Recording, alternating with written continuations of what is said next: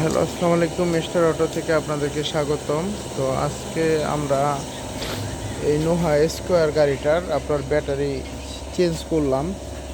তো নোহা স্কোয়ার গাড়িতে আপনার ব্যাটারিটা থাকে হলো সামনের যে ড্রাইভিং সিট এবং প্যাসেঞ্জার সিট আছে এই সিটের নিচে। তো আপনারা দেখেন আমরা ড্রাইভিং সিট এবং প্যাসেঞ্জার সিট খুলে ফেলছি।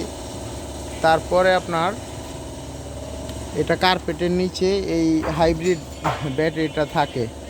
তো আপনাদের যাদের গাড়ির ড্যাশবোর্ডে ব্যাটারি চেঞ্জের ওয়ার্নিং সাইন আসছে, তো দেখা যাইতেছে অনেক সময় হাইব্রিডে চলে না, আপনার ইঞ্জিনে চলে। তো দয়া করে এইভাবে গাড়িটা চালাবেন না, কারণ হাইব্রিড গাড়ি টোটালি ইঞ্জিনে চালানোর জন্য তৈরি করে না। তো যখন ইঞ্জিন অতিরিক্ত চলবে, তো আপনার দেখা যাচ্ছে ইঞ্জিনটা অতিরিক্ত গরম হবে এবং বিভিন্ন রকমের সমস্যা গাড়ির সৃষ্টি হবে। তো হাইব্রিড গাড়ি যদি আপনার চালাইতে হয়, অবশ্যই আপনার একটা ভালো ব্যাটারি লাগিয়ে গাড়ি চালাতে হবে। না হয় আপনি গাড়ি বেচে দেন অথবা নন হাইব্রিড গাড়ি কিনেন, তাতে আপনার অনেক লাভ হবে এবং উপকার হবে।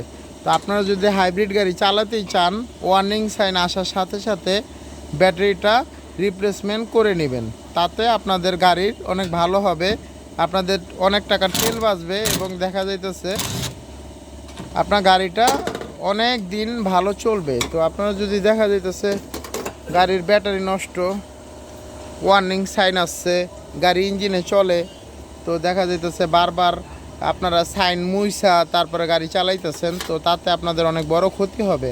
আপনারা জানেন না, তাই হয়তো এগুলো করতেছেন। তো আশা করি জিনিসটা ভালো করে বুঝবেন হাইব্রিড গাড়ি কী জিনিস। হাইব্রিড গাড়ি আপনার অবশ্যই ভালো ব্যাটারি, গাড়ির মধ্যে ভালো ব্যাটারি লাগাতে হবে এবং ভালো ব্যাটারি দিয়ে গাড়িটা চালাতে হবে। তো ব্যাটারির সমস্যা হইলে সমস্যা মুইসা দিয়া গাড়ি চালানোটা কোনো বুদ্ধিমানের কাজ হবে না, সম্পূর্ণ বোকামি হবে। কারণ যখন ইঞ্জিনে চলবে অনেক তেল খাবে এবং সেই তেলের টাকা দিয়ে আপনি আবার ব্যাটারি কিনতে পারবেন। তো আশা করি ভিডিওটা আপনারা বুঝতে পারছেন। তো যাদের এই ধরনের নোহা স্কোয়ার হাইব্রিড গাড়ি আছে, আমাদের সাথে যোগাযোগ করবেন। আমরা নিজেরা এই ব্যাটারিগুলো ইম্পোর্ট করে থাকি। তো অবশ্যই আপনাদেরকে ভালো একটা ব্যাটারি দেওয়ার চেষ্টা করব। আসসালামু আলাইকুম।